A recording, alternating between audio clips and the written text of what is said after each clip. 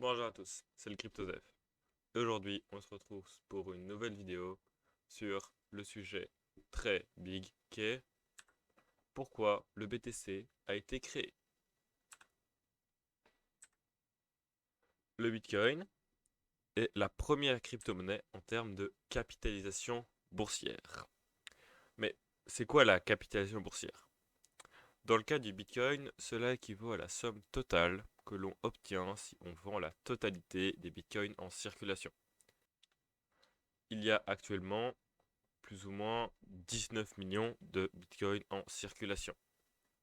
Il y en aura maximum 21 millions en 2040. Je vous ferai une vidéo spécialisée sur pourquoi il y en aura maximum 21 millions en 2040 et sur le halving. Donc la crypto-monnaie, le bitcoin est la crypto-monnaie la plus connue au monde et il a atteint un pic de 67 000 par bitcoin en 2021. Mais donc pourquoi il a été créé et comment il a été créé? Je dis on ne connaît pas le nom du créateur du Bitcoin, enfin, de son créateur ou de ses créateurs.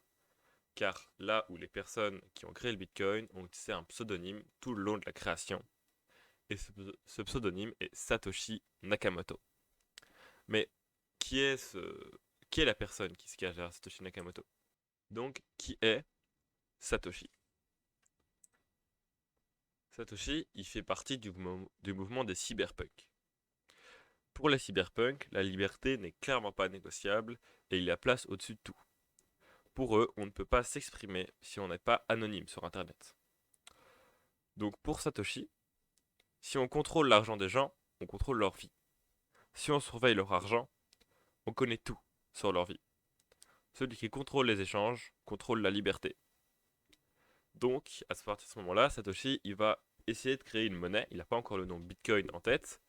Il va essayer de créer une monnaie pour décentraliser et ne pas avoir besoin des banques et de l'État. Donc une monnaie totalement décentralisée. Son plus grand obstacle, c'est la double dépense. C'est quoi la double dépense? La double dépense, c'est le principe de pouvoir tout copier-coller sur Internet. C'est un CTRL-C, CTRL-V, en gros. Ça, c'est son plus gros obstacle, parce que il ne peut pas faire quelque chose de fiable si on peut le copier à l'infini. En 2008, la crise de subprime arrive. Pour Satoshi, c'est une révélation, parce que tout le système en qui lui ne croyait pas s'effondre.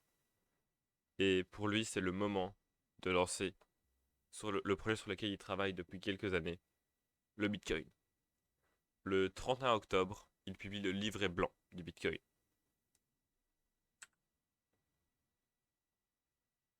Ok. Quelques mois plus tard, le premier achat légal avec du Bitcoin est créé, enfin est acheté. Et le premier achat, c'est deux pizzas pour le prix de 10 000 Bitcoins. Satoshi, il a son projet, mais ce qu'il doit faire surtout, c'est créer une confiance.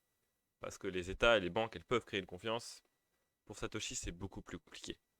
Et donc ça va être ça, maintenant, son but. Créer une confiance. En 2010, il y a l'affaire Wikileaks. Wikileaks, c'est l'affaire avec William Assange, qui a publié des documents qu'il n'avait pas le droit de publier, et qui s'est fait arrêter aux États-Unis et qui est en prison actuellement, alors qu'il n'est pas, enfin, il n'est pas américain.